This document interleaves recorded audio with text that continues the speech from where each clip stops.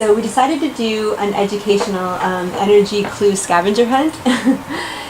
So this is the team, and this is the very first day that we met actually, and we learned that they had an electric vehicle charging station, they had all these recycling bins, you can see some of the high school and the university students mixing together there, and it was just a really great instant dynamic. We had done the survey that we had talked about earlier, and so from the survey we picked out as a team 13 clues.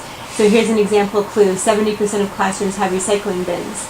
And then actually the high school students, so we did it as a team with everyone. We came up with all the clues that we thought would be interesting that they might have remembered from participating in the survey. Then the high school students went and made these posters with pictures and everything. And then it says down the bottom, remember this clue and 12 others around campus. Come to C10, which is an area of campus, on Friday, May 13th for a chance to win gift cards and an iPod Shuffle. So these were posted all over campus. And here's another example. Here's clue 11. By separating food waste, our school could save thousands of dollars. This is what we set up on May 13th. There's 4 different stations, and each table was for a different grade. So you can see juniors, which is grade 11. And there's 3 bins that had trash, compostable, and recyclable. And that's all part of the scavenger hunt. So what we had the students announce over the PA system at lunchtime, go to this area and get your paper to win an iPod, etc.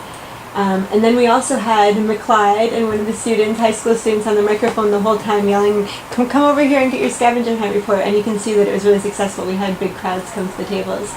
They would receive these colored pieces of paper, which was their scavenger hunt clues. And they're all different colors, so they couldn't copy off of each other, and the students worked on that, and Darnell printed it all up for us and everything. And the questions were related to the 13 clues. So if you had actually paid attention to the clues around campus, you could fill it out really quickly. If you didn't, you'd have to remember where you saw the clue that related to the question. And the question would be things like, what percentage of classrooms recycle? And you'd go, oh, I think I remember seeing that over by the gym, and you'd run over and you'd answer that question. So some people were able to answer the questions just on site, like you see there. Some people had to run over and remember where they had seen the related clue somewhere around the campus and go and find it. So you had people running all over campus. And then when they came back with all the questions filled out, they also had to bring something that was recyclable, something that was compostable, and a piece of trash.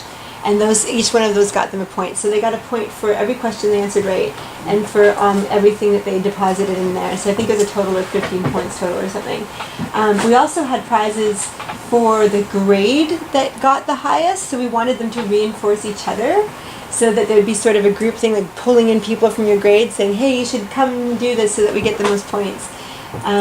And then you can see that it was a great success. People were running all over. They got Otter Pop, is that what they're called? Those like freezies for just participating and coming over at all. And then they had the opportunity, the grade, how did we do it again? The grade that for the prizes.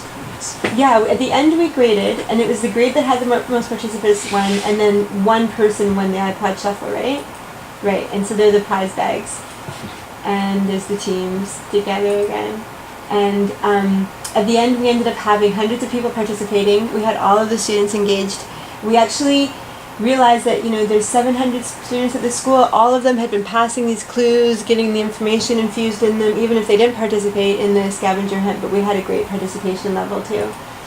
And also I should mention that the UH students that participated in this were honored by the state legislature this year for their efforts. Yeah, so I don't know if everyone knows that, but they were invited down to the legislature, they stood up in front of everybody, and were honored for the work that they were doing on this project. So big kudos to everyone. And here's, I think, a video. Hopefully it'll run.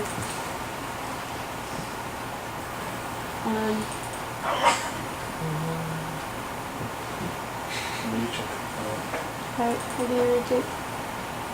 Yeah, click on it. Just clicking on it once. It's shorter down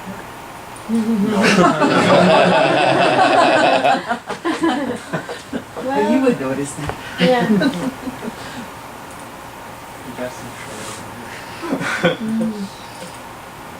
Oh, well, I mean, it's just going to be a video of everything I just described, which is students making the announcement, everyone running over to deposit the recycling, etc. So we also had the students participate in going on the microphone and going on the announcement and announcing who had won the prizes and everything. So I think it was a really highly engaging activity that got everyone working together, and it was a super fun day.